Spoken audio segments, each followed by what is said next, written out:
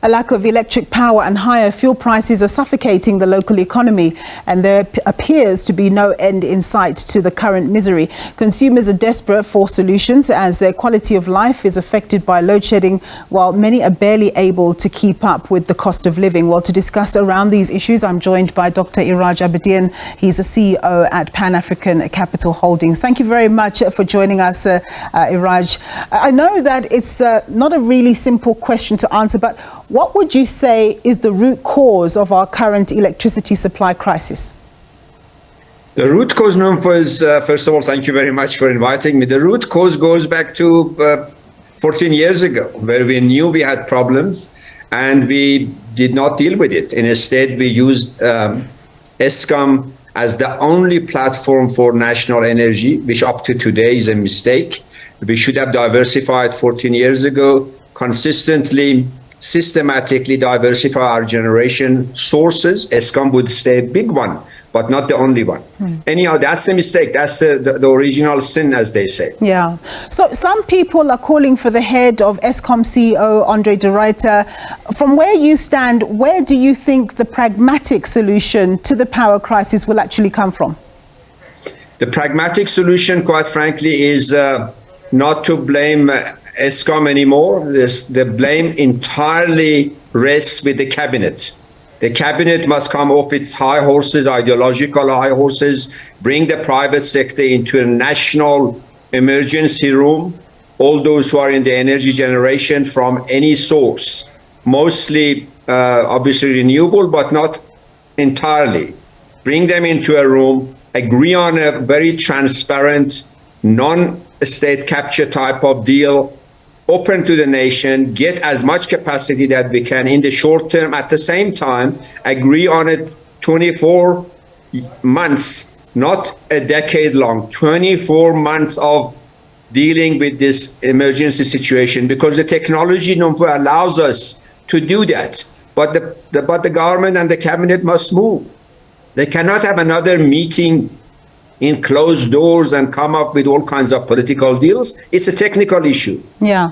Iraj, we've had war rooms, we've had task teams, we've had all of that. How confident are you that, that this situation is going to be dealt with in the emergency type of approach that we actually need? Because like you say, it's been so many years now and something's got to give. The economy is burning.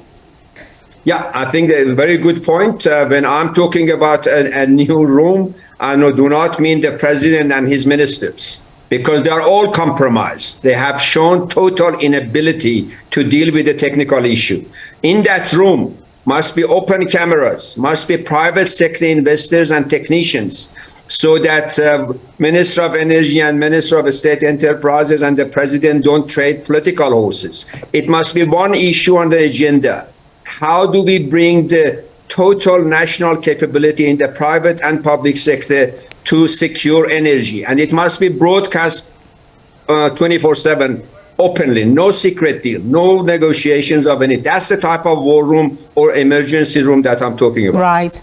So another major concern for South Africans right now, of course, are the fuel prices that are rising very fast, and they're going up again tomorrow.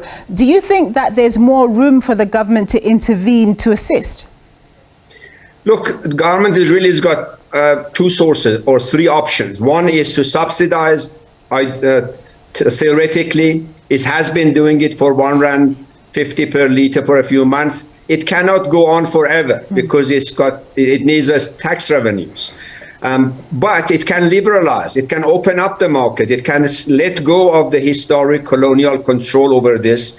And then the private sector may be able to source fuel in the global market at a cheaper rate on a sustainable basis. And government's third role is to enable that. At the moment, we do know that in the global market, Russia is discounting oil substantially. Iran is doing it. And there are opportunities to bring it down in the short term. However, that's not a medium to long-term solution, because that discount is a once-off. It brings the base down, but it's still high. We need to then look at the national transportation system, rail particularly, in order to reduce the energy intensity of the South African economy, which is incredibly high. So in the meantime, what do the two current crises of load shedding and the higher cost of living mean for the local economy? Of course, we really just talked about the petrol prices, but that is the base of all the other increases that we're experiencing. You know, what do you think is the solution there too? Because obviously economic growth is under pressure. Absolutely. Economic growth is it has been under pressure. It knocks it down. It literally, if we don't act swiftly, it can push it to a recession. Secondly, it can affect badly our export earnings. In other words, if the mining companies cannot function, cannot mine and process, they cannot export, which has been the main driver of our growth over the past 24 months and likely to stay so. So the knock-on effect of not dealing with this issue is huge in terms of economy, but also, as importantly, for the society. It's beginning to push the South African perception and confidence not to negative, but to almost a dark, depressive state. We need to avoid that. Well, with the backdrop that we've just discussed, what do you think that the Reserve Bank is going to do this month in terms of monetary policy?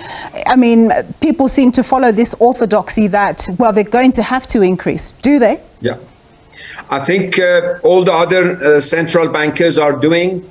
The Reserve Bank has got two options. Either follow that track so that our interest rate cycle remains in line with the global interest rate, or not to increase it. And what that would do, it would lead to a flight of capital out of the country. The exchange rate will depreciate. Imported inflation become more of a problem. It will push the economy down. It's being a choice between the rock and a hard place. It's not an easy choice. Not at all. Thank you very much, Dr. Iraj Abedian. He's a CEO of Pan-African Capital Holdings. We're going to go for a quick break.